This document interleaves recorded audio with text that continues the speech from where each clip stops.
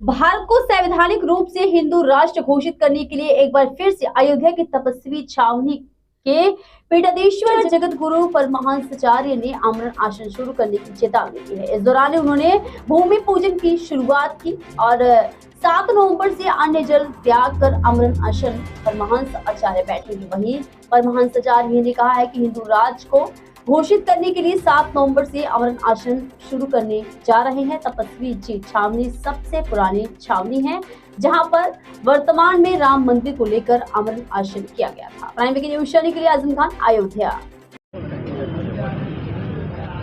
जो सवाल करो कहाँ गए भैया? भैया अरे आप लोग पूछ लो ना। अच्छा महाराज जी, आज जो शुभारंभ हुआ है किस चीज का हुआ है? 7 नवंबर 2023 से अन्न जल का परित्याग करके भारत को संवैधानिक रूप से हिंदू राष्ट्र घोषित कराने के लिए मैं आमरण अनशन करने जा रहा हूं। यह तपस्वी जी की छावनी अयोध्या की सबसे पुरानी छावनी है, जहां का मैं वर्तमान में पीठाधीश्वर हूं।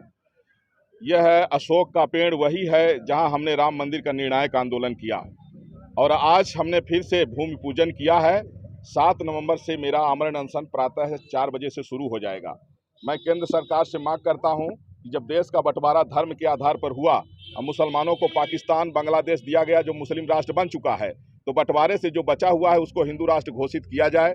नहीं तो दुनिया में 204 देश ईसाइयों 257 देश ईसाइयों के हैं और 57-58 इस्लामिक राष्ट्र हैं। कम से कम एक हिंदुओं का होना चाहिए। नहीं 1990 में जिस तरह से हिंदू नरसंहार हुआ, अगर पूरे देश में होगा तो हिंदू फिर कहाँ जाएगा? हिंदू का अस्तित्व मिट जाएगा।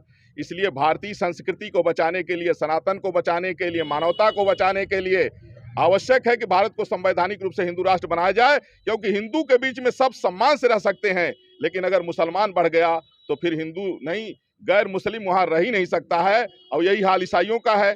इसलिए यह हमारी लड़ाई संविधान के दायरे में होगी।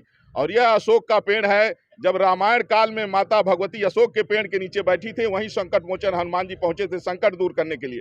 तो राष्ट्र पर यह संकट है जो लगातार जो है लव जिहाद की घटनाएं बढ़ रही हैं और सनातन के विरोध में जिसको देखो बड़े बड़े संवैधानिक पद पर बैठे हुए लोग चुनौती दे रहे हैं सनातन धर्म को मिटाने के लिए। इसलिए वक्त है कि भारतीय संस्कृति को बचाने के लिए, मानवता को बचाने के लिए भारत को संवैधानिक रूप से हिंदू राष्ट्र घोषित किया जाए।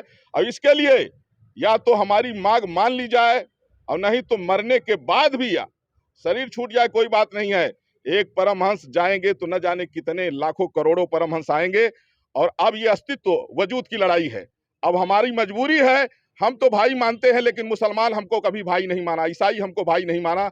हम भाई मानते हैं, हम मानवतावादी हैं, मानवतावादी रहेंगे। लेकिन हम ये नहीं देख सकते कि बहन बेटियों को सामूहिक बलात्कार रोज होता रहा है, रोज लाखों हमारी बहन बेटियां मरती रहें और हम चुपचाप खामोश रहें। इसलिए केंद्र सरकार जो है भारत को हिंदू राष्ट्र घोषित करे।